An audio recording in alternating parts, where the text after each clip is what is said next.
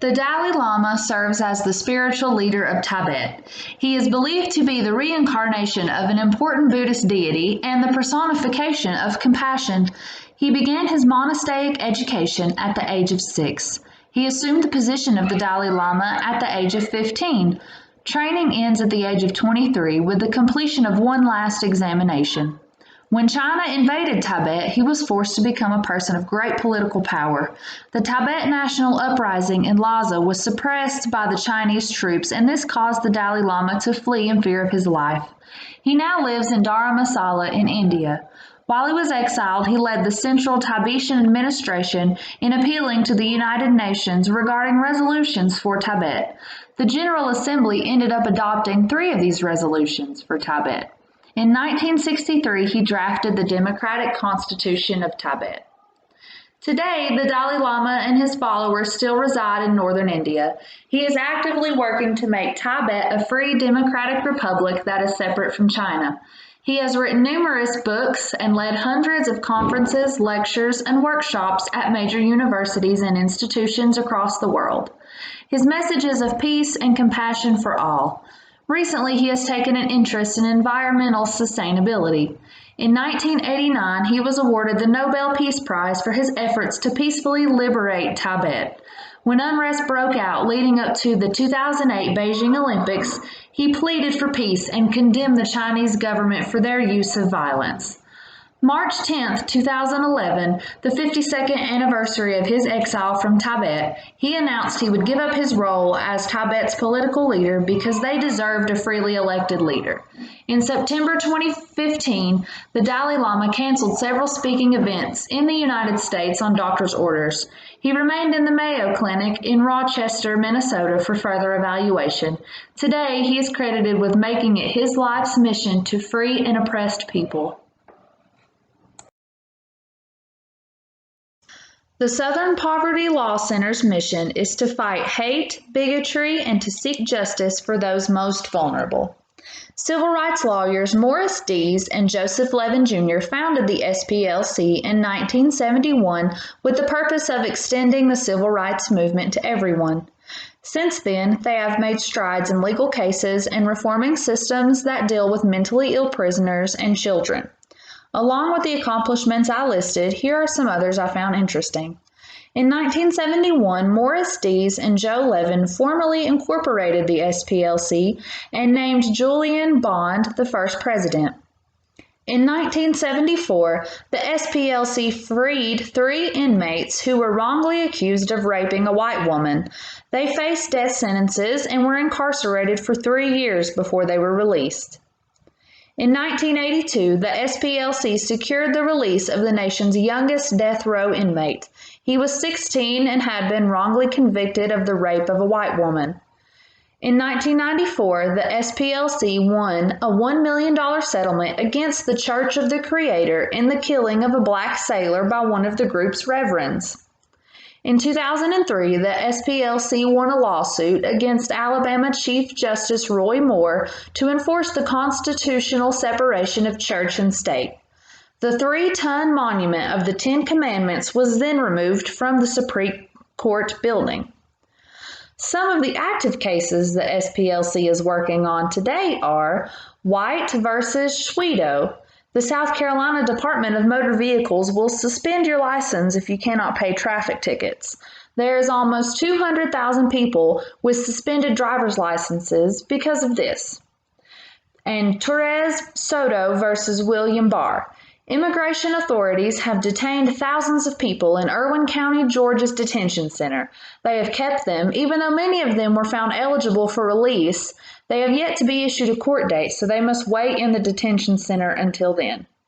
The Southern Poverty Law Center is an amazing organization that fights for equality for all. As the First Lady of the world, as she had global influence.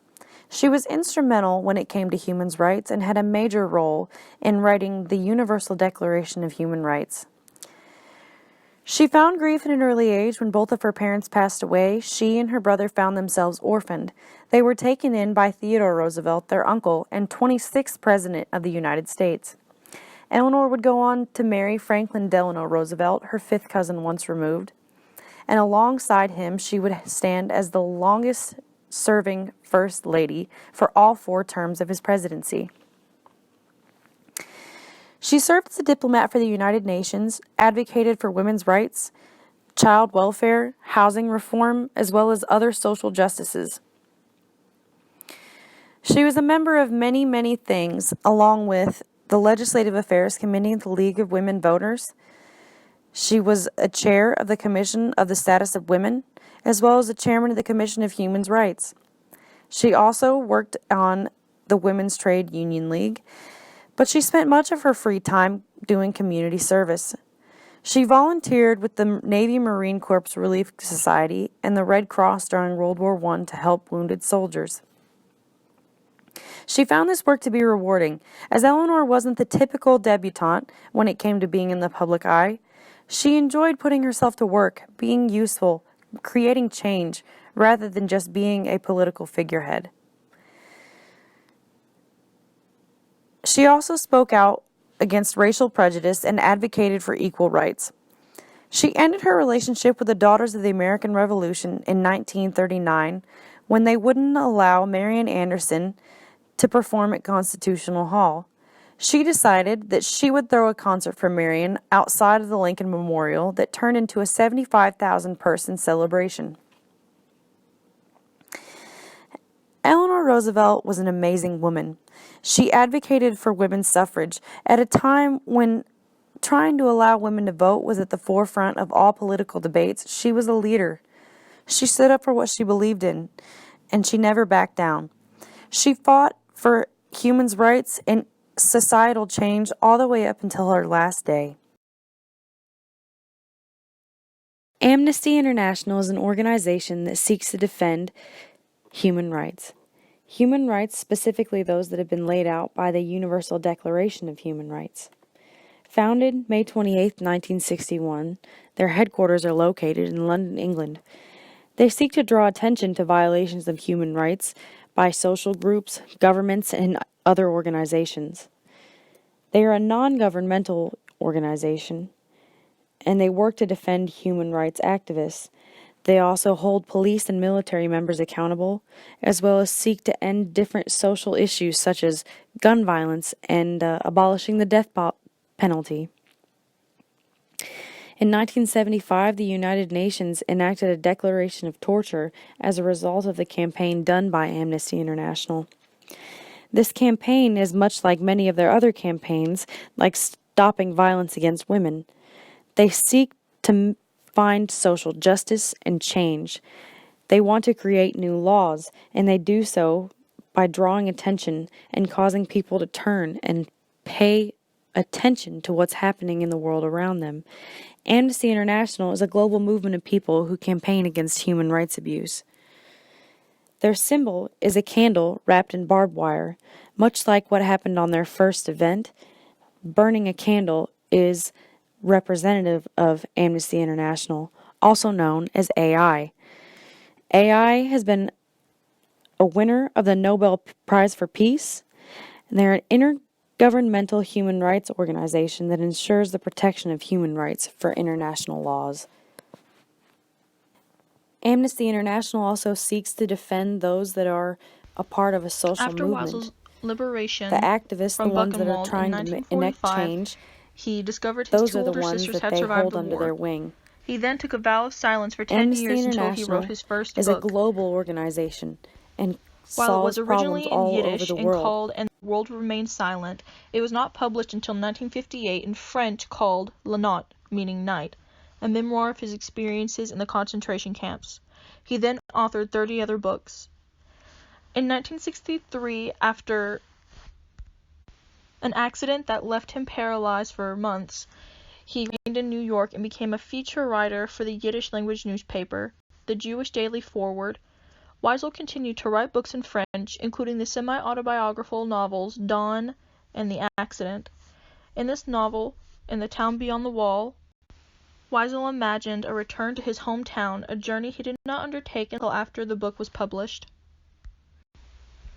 Weisel first traveled to the USSR in 1965 and reported on his travels in The Jews of Silence. His 1968 account of the Six-Day War between Israel and its Arab neighbors appeared in English as A Beggar in Jerusalem. Weisel was able to use his fame to plead for justice for oppressed peoples in the Soviet Union, South Africa, Vietnam, Biafra, and Bangladesh. In 1976, Weisel was named Andrew Mellon Professor of Humanities at Boston University. He taught at the City University of New York and was a visiting scholar at Yale University. In 1978, President Jimmy Carter appointed Weisel chairman of the United States Holocaust Memorial Council.